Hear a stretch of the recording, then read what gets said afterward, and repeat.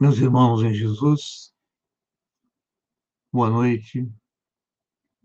Oxalá a luz do Senhor nos envolva a todos nesta noite e que durante o transcurso do nosso compartilhamento de estudos, a luz divina jorre profundamente sobre todos nós, necessitados que somos, viajantes do caminho pedregoso, difícil, mas que há de nos levar à nossa perfeição.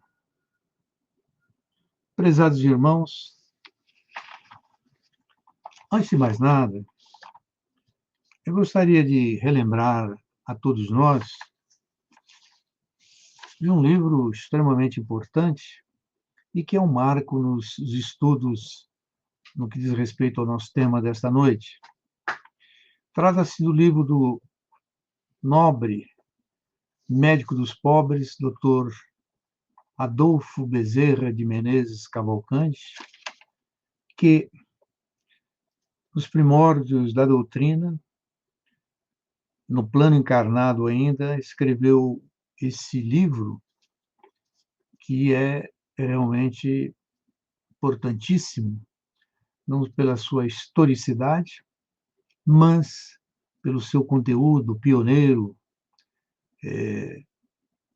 ao tratar, como ele próprio diz aqui no livro, os homens de ciência têm até hoje como verdade incontroversa que a alienação mental, conhecido pelo nome de loucura, é feito de um estado patológico do cérebro, órgão do pensamento, para uns, glândula secretora do pensamento para outros.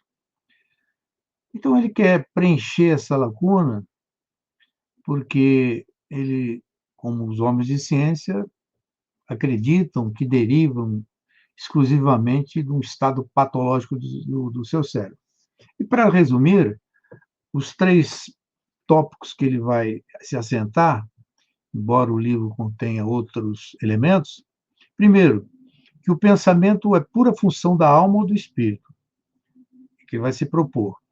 E, portanto, que suas perturbações, em tese, não dependem da lesão do cérebro, embora possam elas concorrer para o caso, pela razão de ser o cérebro o instrumento das manifestações dos produtos da faculdade pensante. E ele diz assim: esse caso de lesão cerebral explica a loucura que chamarei científica, porque é conhecida pela ciência. Mas eu demonstrarei, e esse ele entra no segundo elemento que ele vai discorrer, que a loucura perfeitamente caracterizada pode dar-se, dá-se mesmo em larga escala, sem a mínima lesão cerebral, o que prova que o cérebro não é um órgão do pensamento, e menos que tudo seu gerador ou secretor. E prova mais que, assim como o mau estado do instrumento de transmissão determina o que chamamos alienação mental, embora em perfeito estado se ache a fonte do pensamento, assim, por igual, o mau estado determina a alienação, embora esteja só um instrumento da transmissão. E ele vai citar o último aspecto que ele vai desenvolver no livro, terceiro, podendo ser também resultante da ação fluídica de espíritos inimigos sobre a alma ou espírito encarnado no corpo. Designaria esta espécie pela denominação de loucura por obsessão, isto é, por ação fluídica de influências estranhas e inteligentes. Portanto, nós vemos aí uma abordagem num livro que deve ser compulsado por todos os espíritas, mormente aqueles que passam, trabalham em tipos de trabalhos como esse de desobsessão, que se enriquece tremendamente, adquire um conhecimento que é fundamental para o enfrentamento desses casos. Mas nós devemos lembrar ainda que Allan Kardec tem um opúsculo, um livro também chamado Obsessão, onde ele se detém nesses aspectos e traz exemplos e fala até casos de cura. E é um livro que foi traduzido de uma edição francesa, Editora Clarim, e outras, a Boa Nova, e que, no caso que nós a lemos, se trata do saudoso Wallace Leal Rodrigues, que era um primoroso tradutor e um espírita de escola. Mas o espiritismo também tem, principalmente lá nos livros dos médios, ele disserta, ele exaure praticamente o problema obsessão. Mas nós encontramos aqui, olha, no Manuel Filomeno de Miranda, existem problemas obsessivos em várias expressões, como os de um encarnado sobre outro, de um desencarnado sobre outro, de um encarnado sobre um desencarnado, e genericamente deste sobre aquele. Então, é obsessão de espírito para o encarnado, do encarnado para o espírito, de um encarnado sobre um desencarnado, de encarnados para encarnados, e temos a auto-obsessão também, que é um fenômeno muito estudado, e que se não se restringiria somente ao problema da psicologia, porque uma auto-obsessão ela pode ser engendrada, pelo menos no seu início, de uma influência externa, né? E o conceito aqui, nós tiramos do Livro dos Médiuns, capítulo 23, 27, aqui, ó. Domínio que alguns espíritos logram adquirir sobre certas pessoas, nunca é praticada senão pelos espíritos inferiores que procuram dominar. E lá nós encontramos ainda, nos testemunhos de Chico Xavier, segunda edição da FEB de 1982, o seguinte, no tratamento e prevenção das obsessões, né, Chico diz o seguinte: a desobsessão é, em todos os sentidos, um processo de libertação tanto para o algoz quanto para a sua vítima. Olha, uma coisa que muitas pessoas se esquecem. Se o Criador permite que essas almas entrem nesse processo, esse processo recebe essa autorização, porque é uma reconciliação de espíritos, é um processo de libertação. E nós devemos de destacar também como o espírito de Emmanuel, que não é um aspecto fenomênico somente, é uma oportunidade de exercício de amor, isso falando-se do tratamento desobsessivo, um exercício de amor, de conciliação, em que a pessoa tem que utilizar muita tolerância, muita paciência nesses tratamentos. Então, fica aí que achamos fenomenal esse dito de Chico Xavier: a desobsessão é, em todos os sentidos, um processo de libertação, tanto para o algoz quanto para a sua vítima. Uma verdade inconteste, né? Diríamos assim.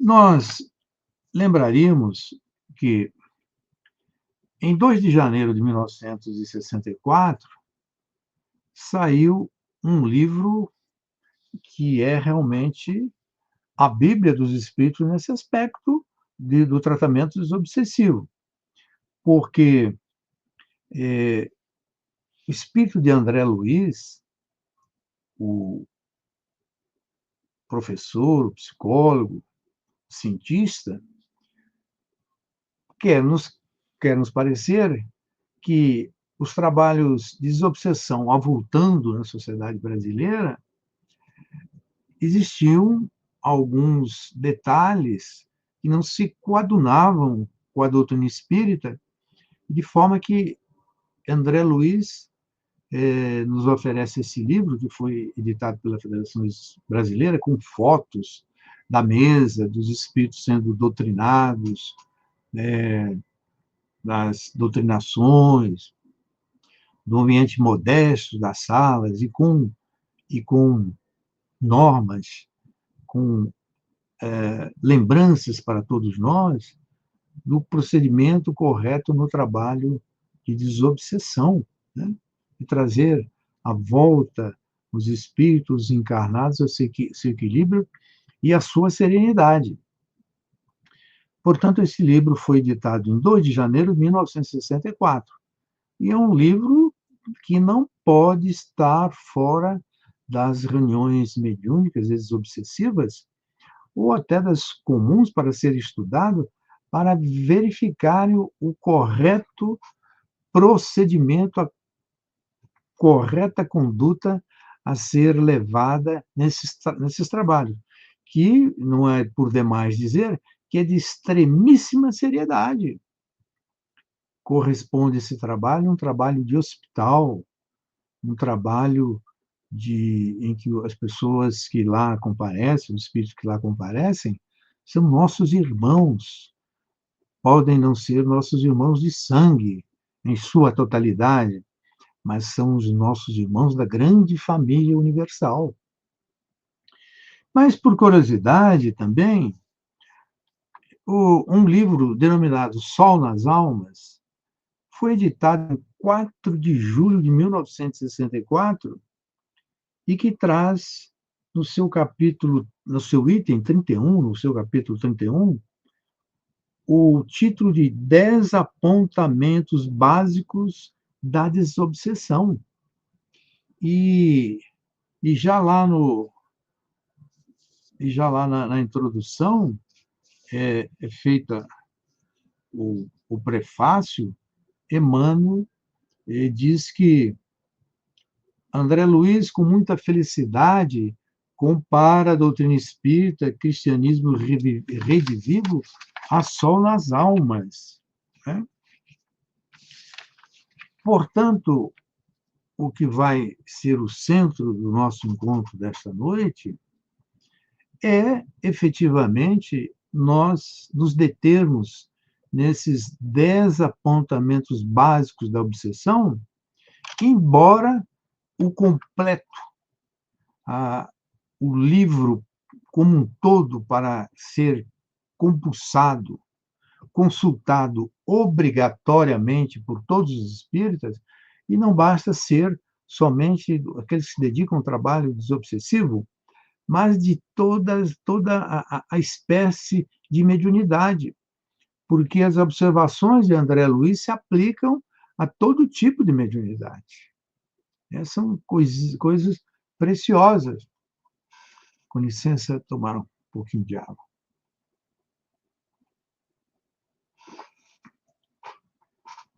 Como nós já assinalamos, é uma preocupação até hoje de dar a essas observações algo que se coadune com a doutrina espírita, tudo aquilo que tem no Livro dos Médiuns, todos aqueles ensinamentos, e com o próprio Livro dos Espíritos, o próprio Evangelho, né? E para nós procedermos corretamente, não conspurcarmos a doutrina de amor e de verdade com práticas estranhas, principalmente nesse trabalho. Portanto, meus irmãos, como nunca é demais relembrar essas advertências, vamos nos deter nos 10 apontamentos básicos da desobsessão. Iniciando aqui pelo primeiro. Eu pediria desculpas e permissão para os companheiros para ler.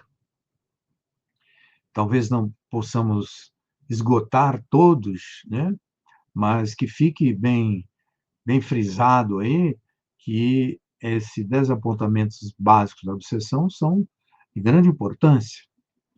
Então, nós vamos ver no primeiro apontamento, é um tratamento que nós devemos com amor e respeito. Se pudéssemos botar um título nesse item 1, certifica-te nas tarefas de desobsessão que os irmãos desencarnados em desequilíbrio reclamam tratamento análogo àquele que dispensamos aos familiares doentes.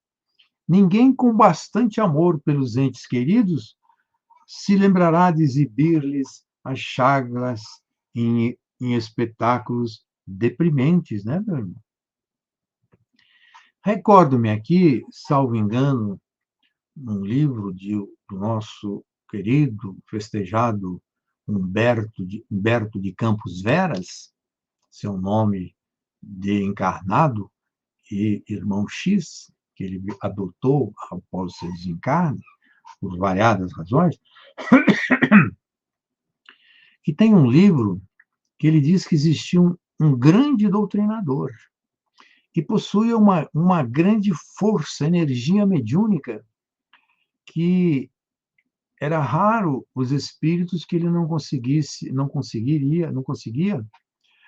doutrinar, ele esclarecê-los, ampará-los, né? E ele, um belo dia, ele teve a sua filha sofrendo do processo obsessivo, né?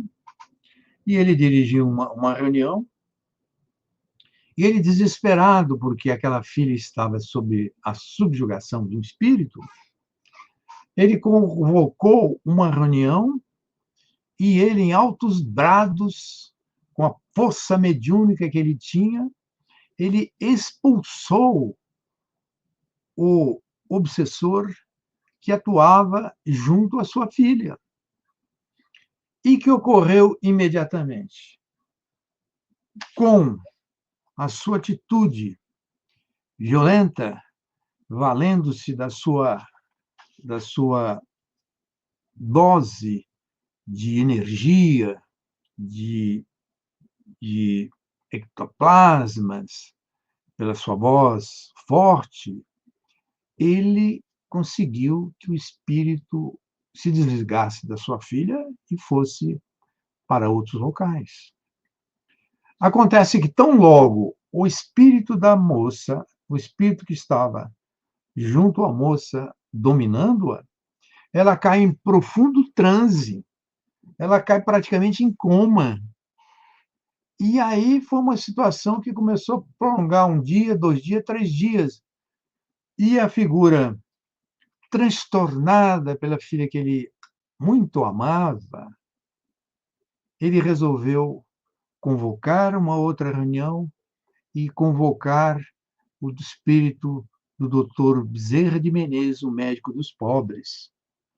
Assim se fazendo, compareceu o doutor Bezerra de Menezes à reunião.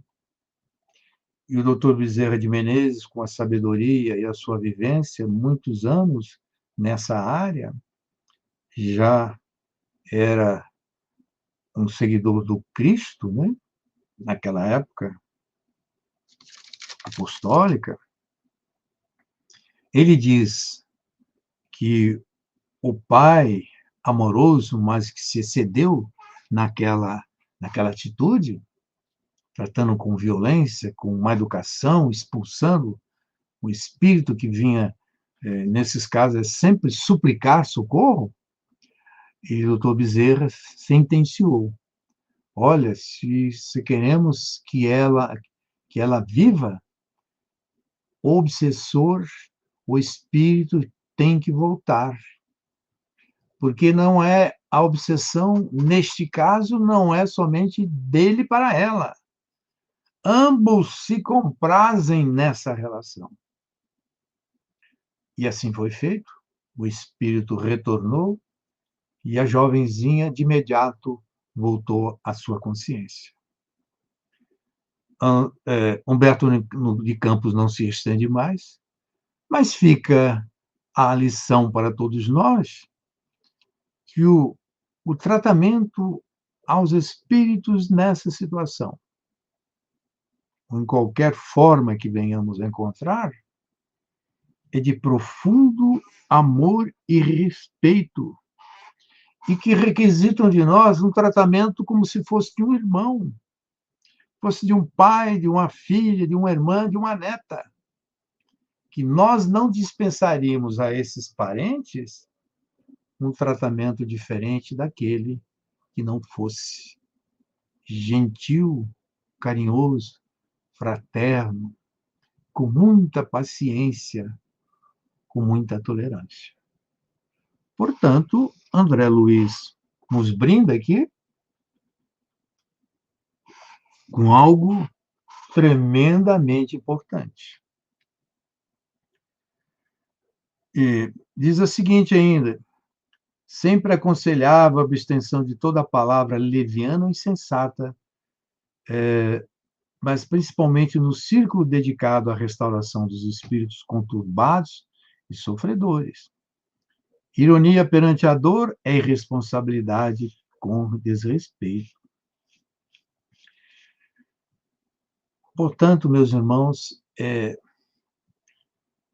uma observação muito pertinente, né? Então, nós temos que o nosso vocabulário em relação a eles, pelas situações que passam, não deve ser de ironia, de piadas, né?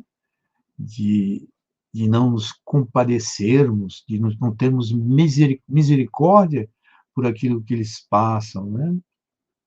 E, às vezes, os objetos que eles elegem para se tornarem os objetos da sua fixação, nós não damos valia. Né? Ah, você se ligar a uma pessoa assim, como é possível? Né? Portanto, perante a dor, não se pode ter ironia, né? É, e eu me, se operas com as faculdades, esse aqui já no item 4, psicofonia e responsabilidade, eu coloquei o título aqui.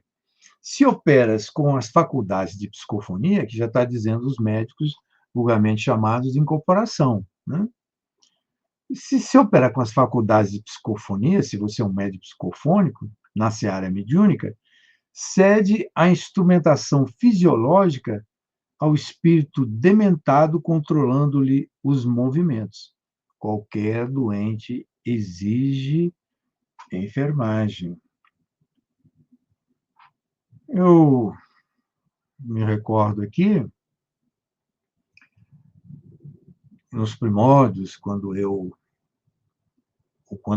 todos nós, né, que tivemos as nossas experiências iniciais dentro do campo da desobsessão, da própria reunião mediúnica, que o nosso trabalho tinha sequência, né, tinha abertura, desenvolvimento, e na conclusão, quando, após estudarmos o Evangelho, quando nós temos dado oportunidade a que os espíritos se manifestassem, narrassem suas dores, seus problemas, cuidados com carinho e ternura, tem uma médium, candidata a médium lá, ela estava ali até porque era um diretor da casa e ela apresentava alguns sintomas no lar, e que estava ali conosco. E ela, por diversas vezes, umas 4, 5 vezes que foi admitida, quando chegava ao final, havia um, algo que fugia do controle do diretor e dela mesma. Ela caía no chão, começava a se contorcer, falar alto, e era uma dificuldade a trazê-la de volta ao seu estado normal. O seu esposo ficava envergonhadíssimo. Né? E só depois dos dirigentes se reunirem com a diretoria, chegaram à conclusão que ela não deveria nem ter sido admitida ali, porque o problema dela não deveria ser mediúnico, ela já trazia algo com si que levava àquela situação, não era mediunidade. Tanto é que foi encaminhada pelo seu esposo a psicólogos, a psiquiatras, e ela veio de futuro apresentar um comportamento correto, equilibrado em todos os setores. Demorou muito a entrar na reunião mediúnica, teve que atender a pré-requisitos de estudos e de assistir reuniões públicas. Portanto, muita gente vai dizer, olha, mas, por exemplo, em relação à mediunidade inconsciente, a pessoa, eu não sinto nada, não sei nada do que está acontecendo, então a culpa não é minha, a culpa é do espírito. Mas os espíritos nos advertem muitíssimo de que, mesmo que nós tenhamos a mediunidade inconsciente, que ela normalmente é de início, proporção que o indivíduo caminha no trabalho mediúnico, que vai tendo experiência, a mediunidade inconsciente gradativamente vai se tornando consciente. Mas os espíritos dizem, nos adverte André Luiz, nos seus livros, Complemento à Doutrina, que o espírito, mesmo inconsciente para nós nesse campo da vida, ele permanece consciente no outro campo da vida, onde se processam os bastidores da mediunidade, e ele tem obrigação de tomar conta dos atos e das palavras que ele profere dentro da reunião. Ou seja, palavrões, cair ao chão, arrastar a cadeira, mesa, bater, isto está sob o seu domínio. E se as primeiras vezes ele não consegue dominar, cabe ao dirigente ali encarnado chamar-lhe atenção tantas vezes forem necessárias, ou até a parte para não deixá-lo constrangido. Portanto, mais uma observação aqui extraordinariamente importante, não é? E André Luiz diz assim: qualquer doente exige enfermagem, e que é um médium, esse enfermeiro ou enfermeira ao seu lado. No item 5, que vai se tratar de controle, prosseguir, ainda na mediunidade psicofônica, habitua-te a inibir o grito estentório e a palavra menos edificante. É aquilo que nós acabamos de discorrer aqui, corrigindo as entidades infelizes que se valem de tuas forças. E arremata André Luiz: todo o processo mediúnico é conjugação de energias e o médium é responsável pelos conceitos e imagens que veicula. É realmente tudo aquilo que foi dito. O médium, mesmo inconsciente, ele tem obrigação de, de controlar essas, esses, essas ações originadas talvez pelo espírito e que merece, às vezes, a sua contribuição. Abuta aqui que o trabalho desobsessivo, a rigor, ele devia fazer parte desse trabalho pessoas médicas com suficiente experiência, né? Infelizmente, observa, talvez, a necessidade do serviço, que é grande, a admissão de criaturas que não tenham ainda a desejada experiência para participar desses trabalhos. E, a propósito, até talvez uma coisa jocosa, recordo-me de Divaldo Pereira Franco, que, em certa ocasião, não sei se foi pessoalmente ou assistindo um vídeo, acho que eu li, mas eu não guardei o livro, tenho que olhar aqui na biblioteca, tem aquele lado, há tantos livros aqui que eu preciso até colocar em ordem, fazer um fichário. Mas Divaldo Pereira Franco, no início da sua mediunidade, ele perguntaram para ele, né, ou ele já tinha ideia, por onde é que o espírito entra, né? Oh, que expressão! Por onde é que o espírito entra? Primeira surge aí que é uma inexperiência, né? O espírito entra por algum local Então, começaram a falar, e o Odivaldo Pereira Franco, ele disse o seguinte: os espíritos entram pelo nariz. Veja só, os espíritos entram pelo nariz. Por que que fala assim de Valdo Pereira Franco? Ele falou isso, trouxe isso à baila, porque na reunião, porque todas as pessoas, quando iam dar início à sua atividade mediúnica, eles faziam assim, né? Então, o Divaldo entendia que os espíritos entravam pelo nariz. De maneira que nós vemos a tremenda utilidade que esses 10 apontamentos básicos da desobsessão, porque tem muita gente, acho que até porque esses trejeitos, essas maneiras do indivíduo ter a comunicação com o espírito, tem que passar por algum movimento mecânico, e até esse de respirar forte não é necessário. O indivíduo que vai seguindo a sua caminhada, como nós estamos falando, ele só muda e fala, normalmente esclarecido, amparado dessa forma. Muito bem. No item 6, que nós poderíamos dar o manter-se calmo e respeitoso, mesmo que os comunicantes desditosos forneçam temas à hilaridade, mantém-te calmo e digno. Ou seja, que os espíritos comunicantes começam a falar alguma coisa que é motivo de riso, e é o que isso acontece. Mantém-te calmo e digno. Não embarquemos nesta canoa, porque pode ser um gancho, um chamariz para nós iniciarmos o desequilíbrio total da reunião. Então, perturbação, André Luiz acentua, não é motivo para gracejo. Né?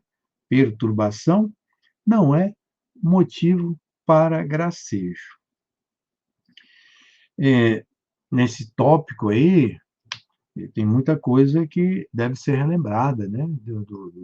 Das criaturas, né? Que participam dessa de uma reunião dessa natureza, né?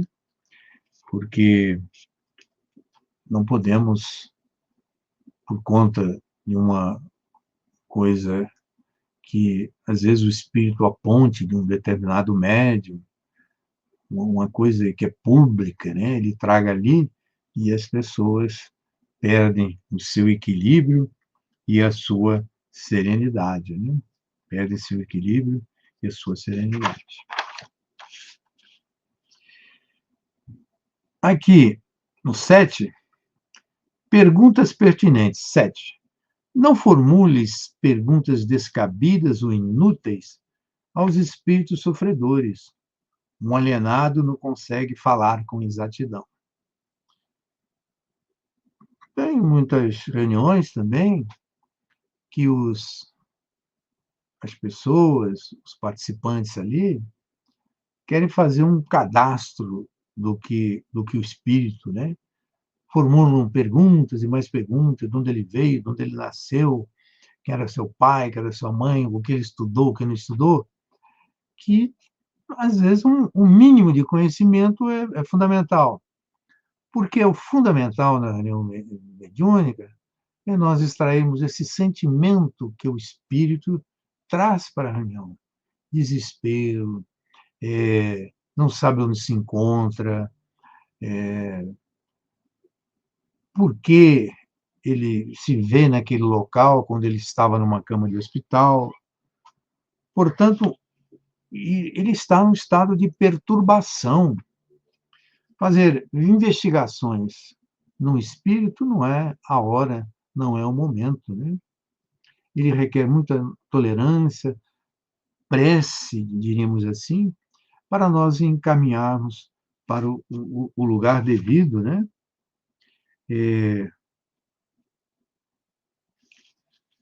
Um alienado não consegue falar com exatidão. Efetivamente isso.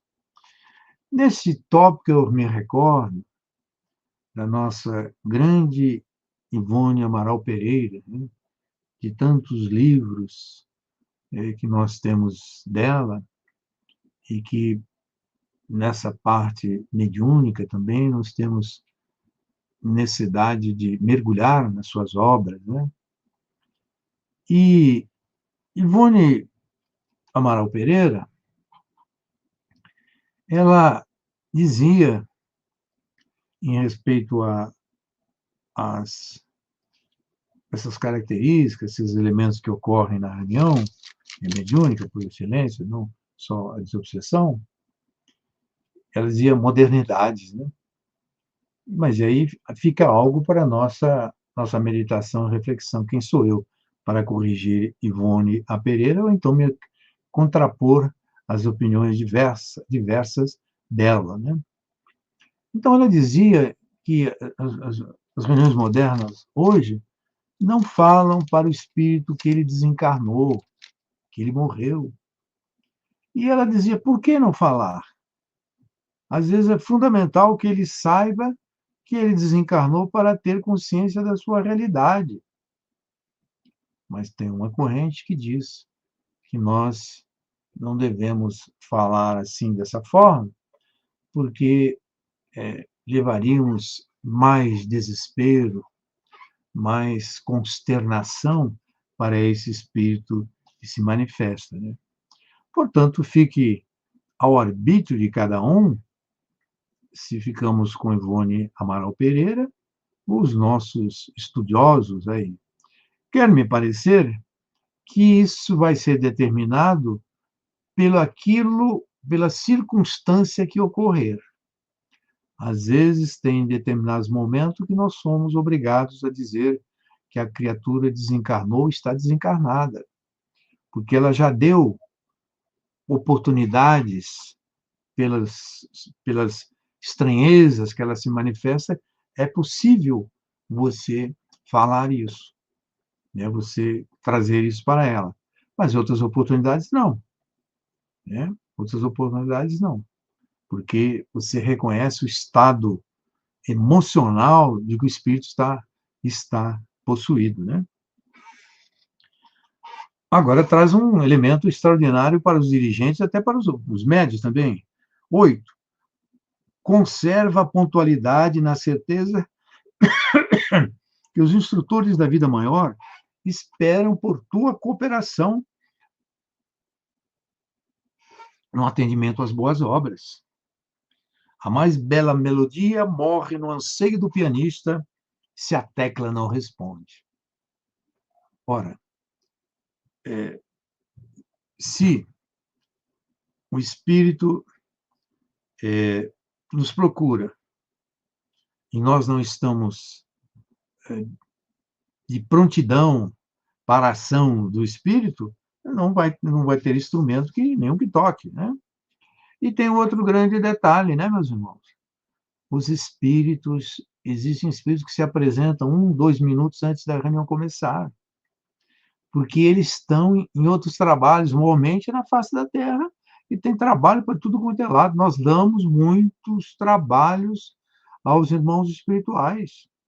E eles dizem que eles tiravam férias, estavam em férias quando estavam encarnados.